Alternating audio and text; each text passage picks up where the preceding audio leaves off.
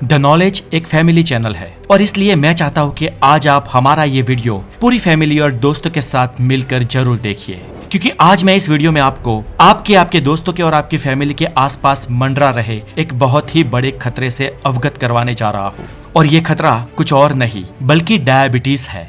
ये video diabetes के patients और पेशेंट्स के रिलेटिव के लिए इसलिए भी जरूरी है क्योंकि डायबिटीज होने में और डायबिटीज होने के बाद हमारे शरीर तंत्र में इस टाइप की प्रतिक्रिया और प्रक्रियाएं होती है जिसके बारे में हम शुरुआती दौर में कुछ भी नहीं जानते हैं। कई लोगों को तो खुद को डायबिटीज है इसकी भनक भी नहीं होती है और ऐसे सिर्फ प्री डायबिटीज वाले लोगों की विश्व में संख्या 500 अरब से ज्यादा और इंडिया में करोड़ों में है। इसके सामने विश्व में करीब 45 करोड़ लोगों को डायबिटीज है और भारत में 11 करोड़ से ज्यादा लोग इस बीमारी से जूझ रहे हैं। डायबिटीज एक गंभीर रोग है, फिर भी इससे लोगों में इतना डर नहीं है जितना कैंसर और HIV से है। लेकिन हकीकत लोक मान्यता से बिल्कुल अलग है। दुनिया में करोड़ों लोग डायबिटीज के ही प्रत्यक्ष या परोक्ष कारणों से मरते हैं, जिनकी संख्या HIV से मरने वाले लोगों की संख्या से बहुत ज्यादा है। लेकिन फिर भी डायबिटीज के पेशेंट्स को पहली नजर में देखने पर वो आम और हिलते चलते मालूम होते हैं, इसलिए किसी को डायबिटीज हुआ है ये जानकर दिल में उतना शौक नहीं होता है। लेकिन इस रोग के लिए बहुत ही योग्य ऐसा साइलेंट किलर शब्द प्रयोजित होता है। डायबिटीज यानी कि मधुमेह के बारे में अगर आप किसी डॉक्टर से पूछोगे तो उसकी सुई बार बार घूमकर पैनक्रियाज नाम के हमारे शरीर के एक अवयव पर ही जाएगी, क्योंकि डायबिटीज होने का अपयश या न होने का यश इसी स्वादुपिंड यानी कि पैनक्रियाज को दिया जाता है। पैनक्रियाज हमारे शरीर में बहुत ही इंपॉर्टेंट ऑर्गन है। यहाँ इस फोटो में देखिए, जब हम खाना खाते हैं तो वो सबसे पहले हमारे मुंह में जाता है और हमारी लाड़ ग्रंथि में से सलाइवा अलग होकर उसके एंजाइम्स फूड में ऐड होकर उसे पचने लायक बना देते हैं। यहाँ पर मैं बता दूं दोस्तों कि हमारे मुंह में हर रोज करीब 1.5 लीटर सलाइवा क्रिएट होती है। इसके बाद हमारा खुराक पेट में यानी कि स्टमक में चला जाता है, जहां पर हर रोज करीब 2.8 लीटर जलद पाचक रस पैदा होकर हमारे खुराक को तोड़ते हैं। इसके बाद हमारा फूड जाता है छोटी आंत के शुरुआती हिस्से में, जिसे पक्वाशय या डुओडेन्यूम कहते हैं, और यहाँ से रोल शुरू होता है पैनक्रियास का। जब हमारी स्टमक में से आधा अधूरा डाइजेस्ट हुआ खुराक जब छोटी आंत में आता है, तब उसमें मुख्यतः 3 जात के पोषक तत्व होते हैं, जो है प्रोटीन, कार्बोहाइड्रेट और चर्बी। और अधिकतर ये पोषक तत्व शरीर में एनर्जी पैदा करते हैं, इसलिए उनका विघटन होना अत्यंत आवश्यक हो जाता है। और इस कार्य को यहाँ से लीवर और पैनक्रियास संभाल लेते हैं। आपको बता दें कि लीवर और पैनक्रियास इन दोनों अवयवों का कांटेक्ट पक्वाशय यानी कि छोटी आंत के शुरुआती हिस्से के साथ है, और इनके संभाल लेने के बाद ये पाचक रस टूटते हैं, उनका विघटन होता है और वो एनर्जी में परिवर्तित हो जाते हैं, जो हमारे शरीर को टिकाए रखती है। हमारे शरीर के स्नायुओं में, कोशों में और मसल्स में एनर्जी का संचार हो जाता है और ग्लूकोज के फॉर्म में ये एनर्जी हमारे ब्लड में भी ऐड होती है। अब दोस्तों, हमारे खून में ग्लूकोज की मात्रा 2400 घंटे एक इष्टतम समरूप मात्रा में ही होनी चाहिए, ना इससे कम होनी चाहिए और ना इससे ज्यादा। और सद्भाग्य से निरोगी इंसान के शरीर में खुद ये पैनक्रियास शुगर का नियमन करता है, यानी कि ये पैनक्रियास ही हमारे ब्लड में ग्लूकोज को संतुलित मात्रा में रखता है। तो फिर ये नियमन होता कैसे है और क्या होता है कि ये नियमन बंद हो जाता है और डायबिटीज हो जाता है? चलिए इसे समझते हैं। तो दोस्तों, अंतःस्त्राव की ग्रंथि के लिए वर्गीकृत किया गया पीले रंग का पैनक्रियास दरअसल 15 से 20 सेंटीमीटर लंबा होता है और उसका ऑन एन एवरेज वजन 80 ग्राम से ज्यादा नहीं होता है, और वो मुख्यतः 2 टाइप के टिश्यूओं से मिलकर बना होता है, जिसमें एक टिश्यू का नाम है एसिनी। एसिनी एक लैटिन शब्द है जिसका मतलब होता है द्राक्ष यानी कि अंगूर का झुमका, और ये एसिनी फूड के प्रोटीन, कार्बोहाइड्रेट और चर्बी का विघटन करके उसको पचाते हैं। हमारे पैनक्रियाज में दूसरे टाइप का जो टिश्यू होता है उसका डॉक्टरी नाम थोड़ा हाई फाई है, जिसे एस्लेट ऑफ लैंगरहाम्स कहते हैं। ये एस्लेट्स ऑफ लैंगरहाम्स नाम जिस तबीब ने रखा है, बेशक वो वैज्ञानिक एक कवि हृदय होगा, क्योंकि आइसलेस का मतलब टापू होता है यानी कि आइलैंड, और उसके चारों ओर एसिनी का सागर। ऐसे इस कविराज ने शायद कल्पना करके ही इसका नाम रखा होगा। हालांकि दोस्तों ये सारे साइंटिफिक नाम अगर इस वीडियो में देखने या सुनने के बाद अगर आप भूल जाए तो डोंट वरी, आपके जनरल नॉलेज में कोई बहुत बड़ा खड्डा पड़ने वाला नहीं है। अब दोस्तों याद रहे कि हमारे खून में जो ग्लूकोज है वो हमारी मांसपेशियों के लिए और ज्यादा अधिक तो हमारे दिमाग के लिए बेहद जरूरी होता है। ये बात ध्यान में रखकर चलिए हम आगे बढ़ते हैं। अब दोस्तों मान लो कि दिन भर आप काम करते हो, थकते हो और आपके शरीर में ग्लूकोज की कमी हो जाती है, एनर्जी की कमी हो जाती है। ऐसे में आपके पेनक्रियास के अल्फा कोश ग्लूकेजॉन हार्मोन्स को रिलीज करेंगे जो रक्त प्रवाह के द्वारा लीवर तक पहुंचेंगे। अब ये जो लीवर है वो हमारे शरीर के लिए उपयोग में ली जाने वाली एनर्जी का भंडार है, यानी कि स्नायु और ज्ञान कोश के लिए जो एनर्जी यूज होने वाली है उस एनर्जी का बफर स्टॉक गोदाम आप लीवर को मान सकते हो। क्योंकि हमारे भोजन में से जो एक्स्ट्रा ग्लूकोज मिलता है उस ग्लूकोज को हमारा लीवर ग्लाइकोजेन का स्वरूप दे देता है और उसका संग्रह करता है।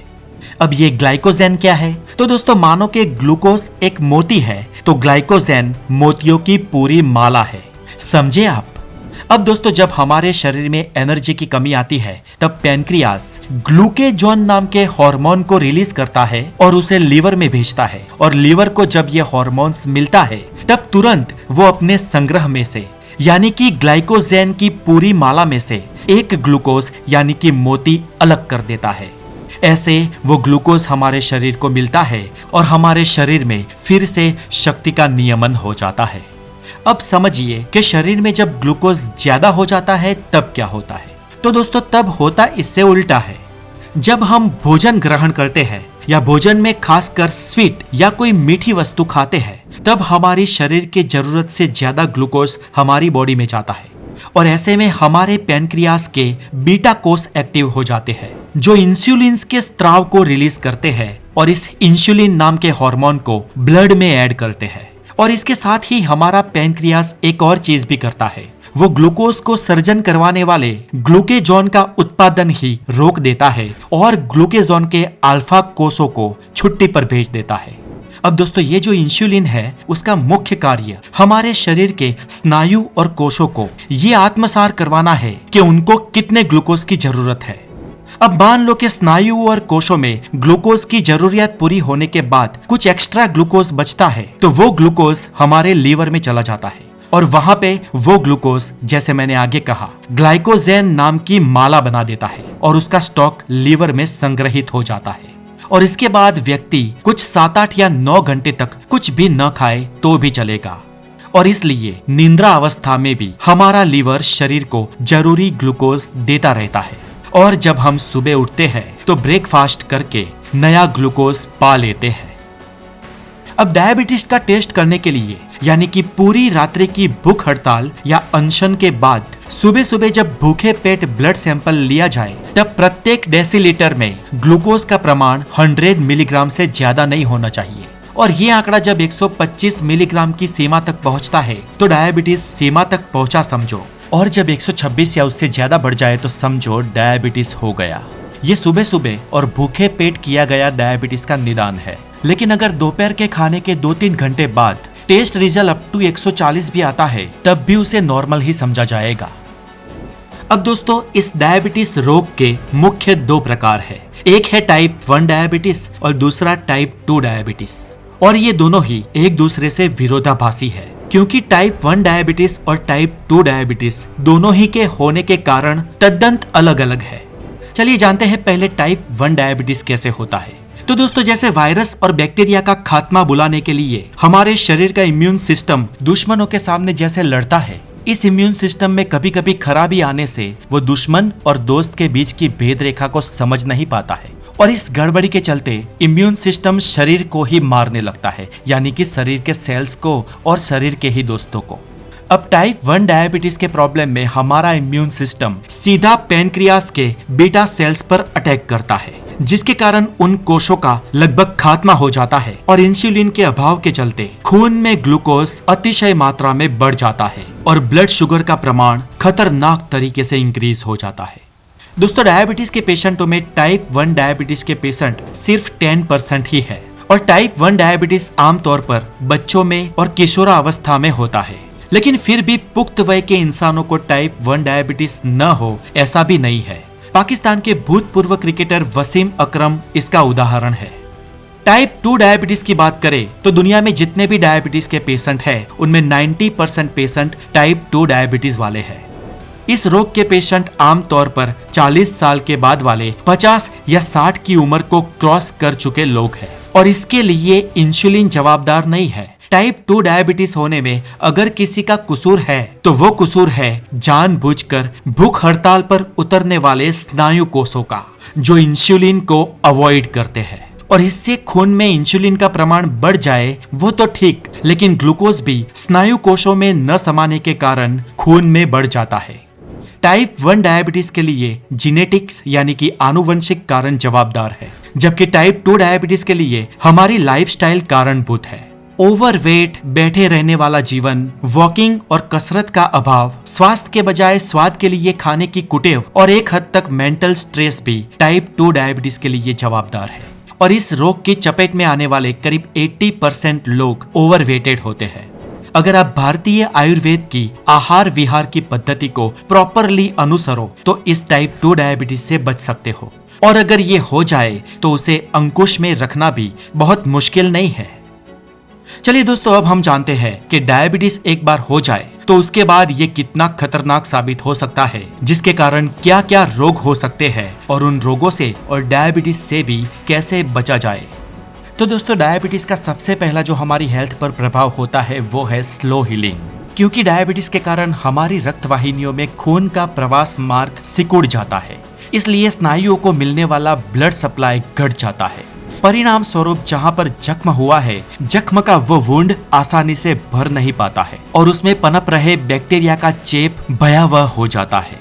ऊपर से खून के सप्लाई के कम पहुंचने के कारण हमारे श्वेत रक्त कण वुंड तक पहुंचकर उन बैक्टीरिया का खात्मा भी नहीं कर पाते, और ऐसे अगर ध्यान न रखा जाए तो वो हिस्सा काटना भी पड़ सकता है। डायबिटीज की दूसरी खतरनाक असर है आंखों में अंधापा आना।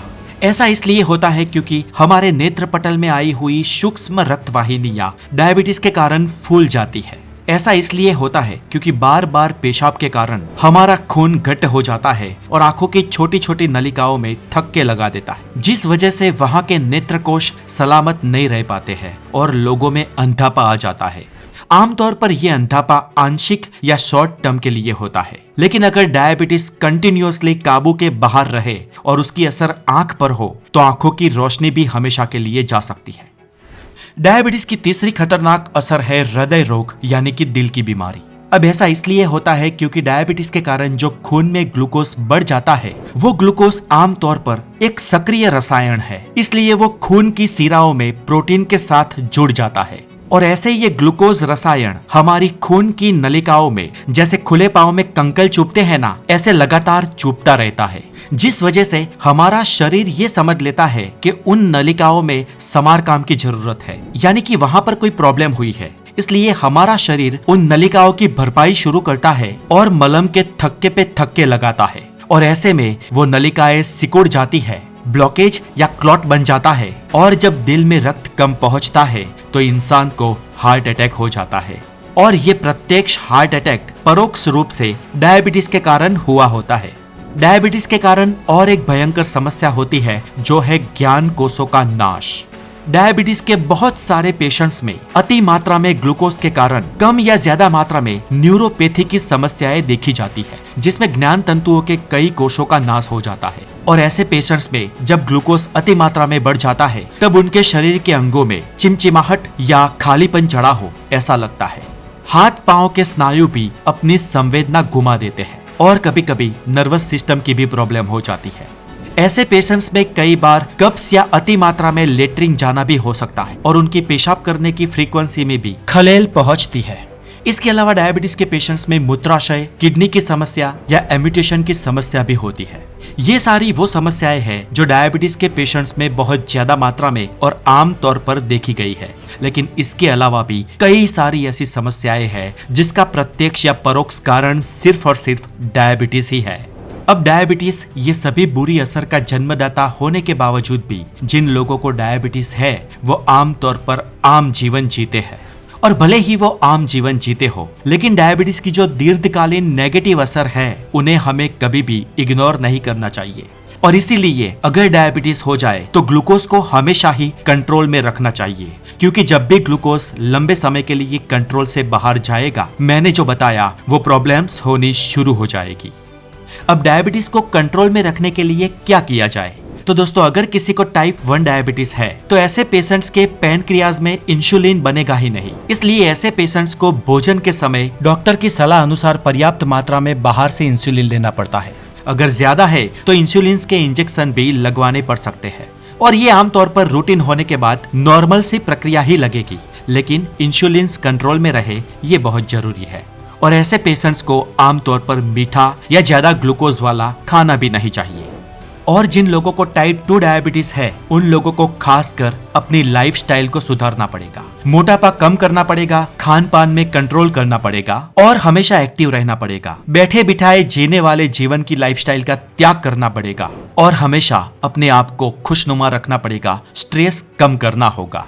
और ऐसे पेशेंट्स में डायबिटीज ओवर में ही रहता है तो डॉक्टर की सलाह लेकर उसकी दवाइयां भी लेनी पड़ेगी। इन शॉर्ट, टाइप 1 डायबिटीज या टाइप 2 डायबिटीज डजंट मैटर, जो भी हो, अगर आप अपने शरीर में इंसुलिन कंट्रोल में रख पाते हो तो आपको डायबिटीज से डरने की कोई जरूरत नहीं है। और अगर आप ऐसा नहीं कर पाते हो तो डायबिटीज इज साइलेंट किलर। तो दोस्तों, ये थी डायबिटीज के बारे में डिटेल में जानकारी।